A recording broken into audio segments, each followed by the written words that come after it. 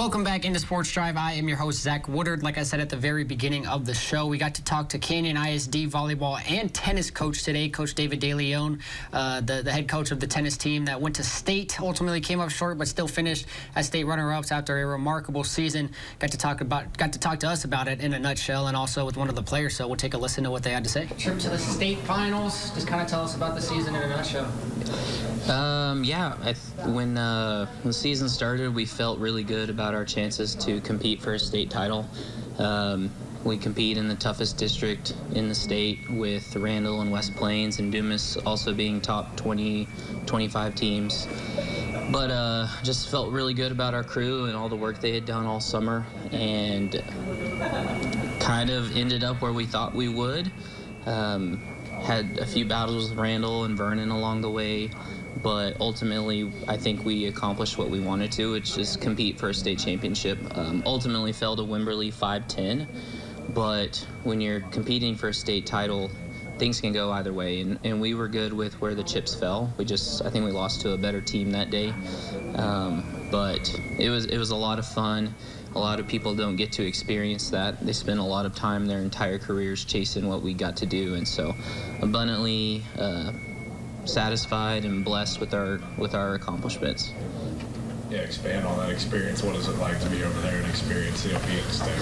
So fortunately, that was my second time. I went in Hereford as an assistant, where we were able to win in 2020. Cody Crouch was our head coach, and so it's something you can take for granted in the moment, and then 1 year goes by, 2 turns into 3 to 5, and then you're just kind of left grasping for straws because you want to chase that moment. And so we tried to soak it in, the entire experience. We left Monday and had some bus troubles along the way, but luckily we have some good friends across the state that helped us get us to Waco, and I reassured the kids that you're going to remember this for the rest of your life. Whether we lose first round, losing the championship, or we were able to win, these are memories that'll last a lifetime. I still remember vividly things that we did in Hereford together. This trip was full of those same moments, and I hope that the kids look back and remember it fondly, because they did do a lot of work, and we talked about how this didn't just happen because we woke up in Canyon one day. A lot of the kids have put in a lot of time to get to where we ended up, so just a blast.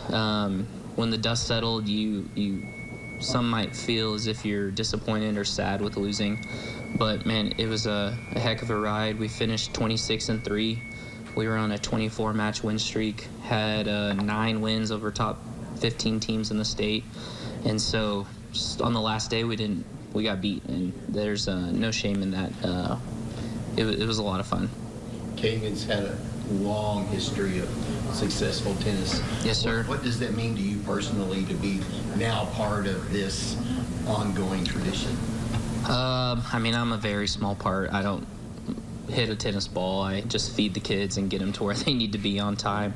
But for this group to kind of etch their name in that history book of our tennis legacy, if you will, it means a lot.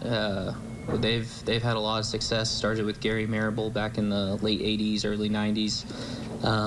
I believe they won a state title in 2009 or 2010. Canyon went to the state tournament in 2018, and so to get us back to an elite level just means we're doing something right. But I don't do anything. I'm just the guy that gets them to where they're supposed to be, and I'm really not even that guy because I don't drive the bus. That's our assistant, Adrian Kurtalich. So I buy the uniforms and fill out the forms so we don't get in trouble. But no, it'll be really cool to see their names forever at our tennis facility. Something I try to do a good job of. Maybe that's one thing I do well, is keep good records, and so we're already working on putting up the banners and the signs to commemorate what we did.